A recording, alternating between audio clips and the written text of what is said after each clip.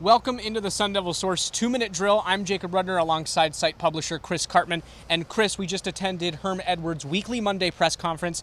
The big story from this one, definitely injuries. Travez Moore, ASU senior defensive end, out for the year with a knee injury. What are the implications of this, and kind of just what other injury updates did he offer during his press conference today?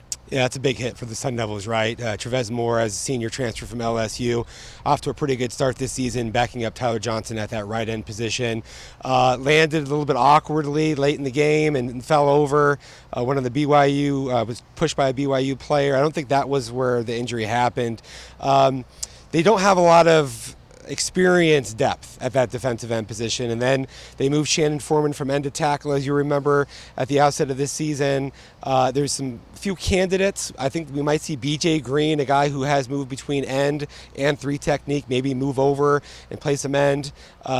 We've seen, some young guys that are kind of also coming up. Garen Stansberry has taken some reps. I don't know if he's ready to play a significant role, but he did have a sack earlier this season. This might be a good opportunity for Stanley Lambert to go out there and play some, or maybe Joe Moore as an option to go out and play some. But they're going to have to get some help there. Elsewhere, people saw that Chase Lucas got knocked out, had a scary incident with his helmet hitting the leg of a BYU player. Edwards didn't say whether he'd be available this week, but said he was back in meetings. Shannon Foreman also went down and came off. Seems like he's going to be fine. There's a few players that are really important to get back this week. DJ Taylor, the ASU star return man, didn't play. That was costly. First play, we saw Jordan Porter fumble the ball and give it away on the opening kickoff. Taylor tweeted that he's going to be back this week. We'll see if that happens. Diamante Trainum is probably getting closer.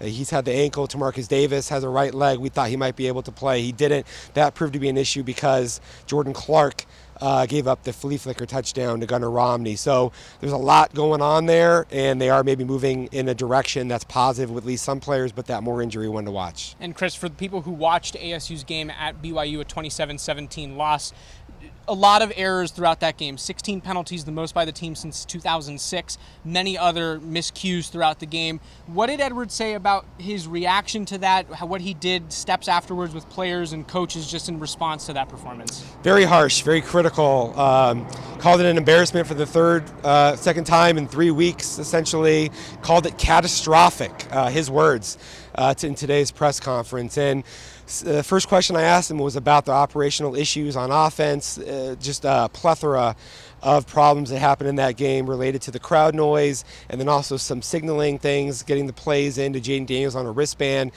Edwards said that they had a staff meeting to address this issue, and then also he spoke with the captains about it. Wouldn't go into details, but did say that he believes that it's going to be fixed moving forward. And then lastly, Chris, ASU gets ready for Pac-12 play, plays Colorado at home this week.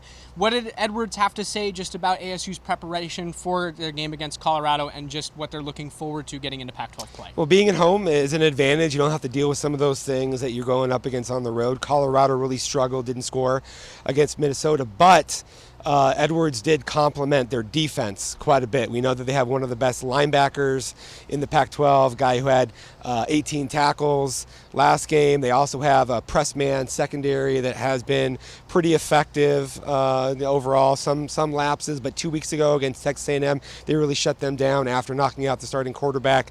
So it could be another challenge for ASU's offense, and we're going to have to see how they do in a more friendly environment at Sun Devil Stadium. Well, Chris, that'll do it for our 2-minute drill. Long week ahead as ASU gets ready to play Colorado and get into Pac-12 play. Keep it tuned on the site to see what we've got going up in preparation for that game, and we'll see you next time.